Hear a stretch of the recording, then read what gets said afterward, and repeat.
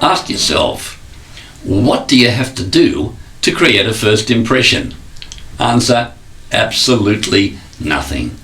On encountering you for the first time, people always gain a first impression, but unless you manage it intelligently, it may be an impression you don't want, one that's difficult to get over, one that unfavourably colours their interpretation of what you do or say next.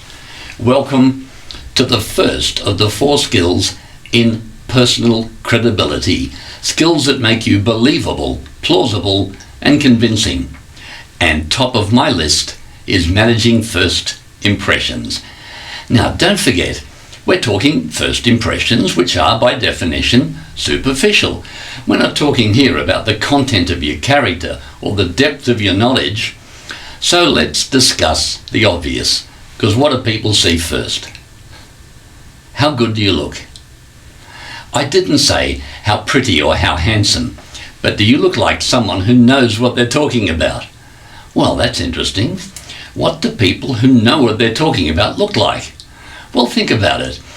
People whose opinions we accept often come to us via television. Authority figures, interviewers, commentators, newsreaders, and they look highly believable, or they wouldn't be in that role. This means we're all accustomed to equating being believable with looking believable. If you don't look believable at first glance, what you say next will be interpreted according to that unfavourable first impression. And it won't be the last time you hear me say that during this course. Of course, you may rebuild your credibility eventually after a bad start, but usually people don't give you that much time. Life goes on too quickly, so they judge you by what they can see, and your opinions and your actions after that are interpreted through the mental filter already in place. Oh gosh, that's unfair, isn't it? You have a right to be evaluated in detail before people lock in on a view of you. But how can anyone do that on first glance? So they instinctively make an unconscious judgment first up and seek to confirm it with the experiences that follow. That's not a personal view, it's scientific. It's called a simplifying heuristic. The brain loves a pattern. People want to fit you into the pattern created in their mind by their first impression. So it's just plain good business sense to manage the impression formed at first glance by confirming people's learned pattern of what believable looks like. And your first tool for doing that? Posture. I've travelled, and in every society I've ever seen, stooping or crouching is a sign of submission or fear or shame, and standing tall, holding your head high, as they say, signifies confidence and authority without a word being spoken. So let's be smart about this. I don't mean puffing out your chest or forcing your shoulders back. That looks affectatious and forced. Good posture means holding your lower back in firmly, leaning back just a little, and keeping your head level. Once you can do that, relax everything else except your smile.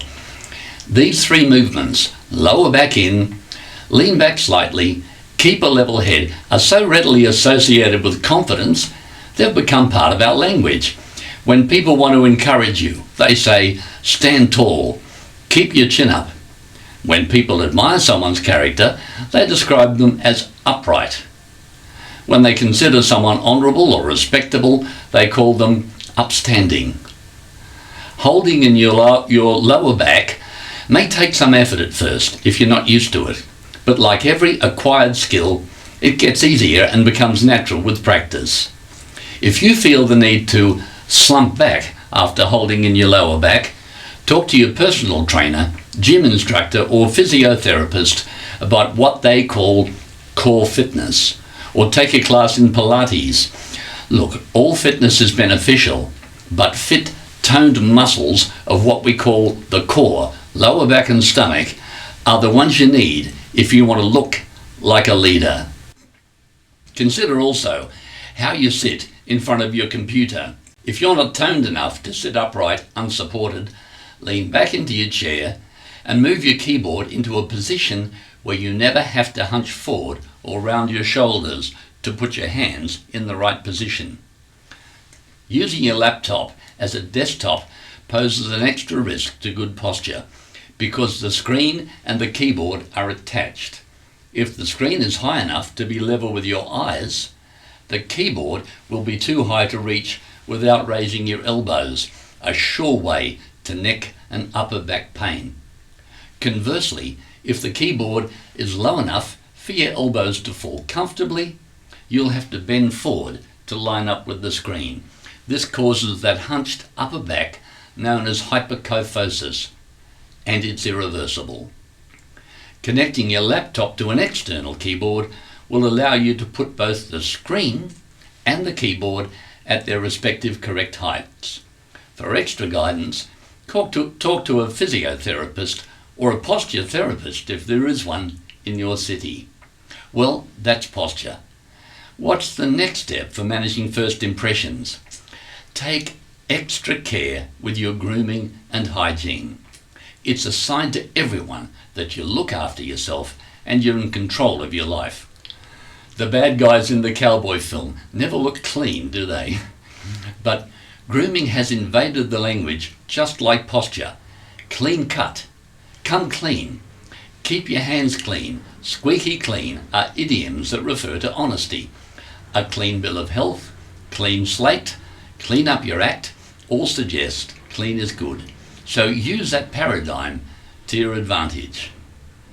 Keep a toothbrush at the office. Get your teeth cleaned by a dentist periodically and ask the dentist to show you the tricky but essential technique of using dental floss. It's the only way to get fresh breath, and you'll notice your better half becoming unusually affectionate. Okay, back to business. Style your clothing along similar lines to the senior colleagues on whose support you rely. Now, Mark Zuckerberg can wear a t-shirt and jeans to work because, well, he's Mark Zuckerberg. But notice how quickly he discovers the business suit and tie when called to appear before the regulators. The people he needs to impress wear business attire, and even Mark Zuckerberg knows the value of matching his dress to the dress of those whose support he needs. If you're not a smart dresser, find a friend who is and enlist them as your style coach.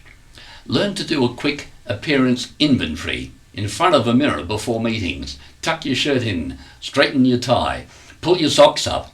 Gosh, that's invaded the language too. And generally, see yourself as others see you. Oh, and did I forget? Whenever appropriate, smile. Don't just smile with your mouth. Come on, a real smile raises your cheeks and lights up your eyes. Well, that wasn't hard, was it? To sum up skill set 1, you always make a first impression. You can't avoid it. Managing the impression clients and colleagues form about you makes good business sense. Excellent posture, grooming, style, and smile are how you manage it. Now, you might say these skills are superficial, but so are first impressions. Make sure people's first impressions about you do justice to who you really are.